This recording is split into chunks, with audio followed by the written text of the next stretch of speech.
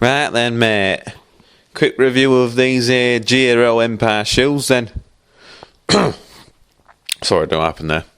So, quick look at these Giro Empire shoes that I got a couple of months ago along with the S-Work shoes. These aren't the super light SLX ones, these are the sort of standard ones. Still pretty pricey, lucky enough. I got them on a clearance, quite a big size. So a little bit cheaper. Really, really comfy. More padded than something like the S-Work shoe, which I've got. More padded in the heel cup, not as tight in the heel cup. Probably a better bet for a much longer ride. Pretty jazzy in this colour scheme as well. I don't know how long they're going to stay looking new, but it feels quite soft under the footbed, especially on the ball of the foot. Although the sole is quite stiff, they do feel pretty soft. Look at the roads we got here in the UK. So yeah, pretty soft, and the upper's very, very flexible, and the laces do give you quite a lot of adjustability with the fit. And you think, oh, I'm not going to be able to adjust that whilst you're riding, but after a few rides, you know how much to sort of snug them up, and they kind of adapt to follow the contours or the width of your foot. So you don't really need to play around with them. So, just looking at the lace system there, you've got a little elastic strip to hide the laces under once you've done them up. Not much ventilation on these shoes, so probably quite a good winter shoe or cold weather shoe. They've only got some small perforations down the side. There's no massive ventilation in the toe box, which I quite like because I get cold toes very easily and I hate wearing overshoes. Little vent in the bottom there, but I mean that's about as good as an inflatable fucking dartboard or something. Heel cap thing replaceable with the bolts into the bottom of the shoe. Reflective finish on the back as well, that sort of dusty grey looking stuff, that's reflective, and it works really well in the night. Shine a torch on it. This is the padded heel cup that I was talking to you about.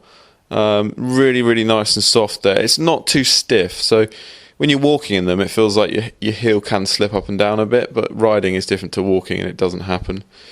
You see the S-Work shoe there, that the sort of padding in the material is so much thinner there. It's a much thinner carcass on the S-Work shoe. The Giro's a much comfier shoe. It's a little bit heavier, but in terms of weight, it's still a very high-end shoe and a very low-weight shoe, so it doesn't give much weight away to the S-Work shoe. And obviously the lace system and the material you lose on that bit of the shoe makes it quite light as well. They send you a spare set of laces in the box, and you got replaceable footbeds as well here, which are really, really quite comfy because you can adapt the arch support. It comes with 3 different arch supports, so you can velcro onto the footbeds to suit your arch. So just a note on the sole stiffness. I mean, on a scale of 1 to 10 in terms of ultimate stiffness of the shoe, I'd probably rate the Giro at 6.5, 7, with something like a Bont being 10. I mean, that's like wearing a carbon clog. Just showed you the S-Works there. The S-Works has got a lot more depth to the carbon sole, and the depth of the sole, especially on the arch and at the front there, down the arch, gives it a lot more stiffness. So it's a lot deeper. The Eastern carbon sole on the Giro is very flat, and it's a bit comfier to stand in. It hasn't got that bucket shape like the S-Works or a Bont or something like that. So yeah, the sole's not stiff, but I think this gives it a bit more comfort on a long ride. Sometimes with the S-Works shoe or a Bont shoe, where you've got the very, very stiff carbon sole coming up sort of the side of your foot or the side of the ball of the foot, can put quite a hot spot on the front area of your foot if you've got quite wide feet. Whereas the eastern sole here is pretty much dead flat across the top in the footbed. It's on the top surface of the sole.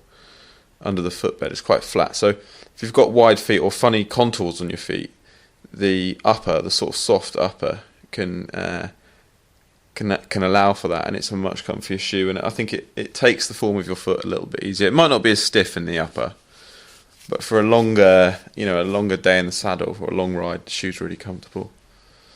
It's a really nice finish to the sole as well, and obviously with the replaceable heel studs.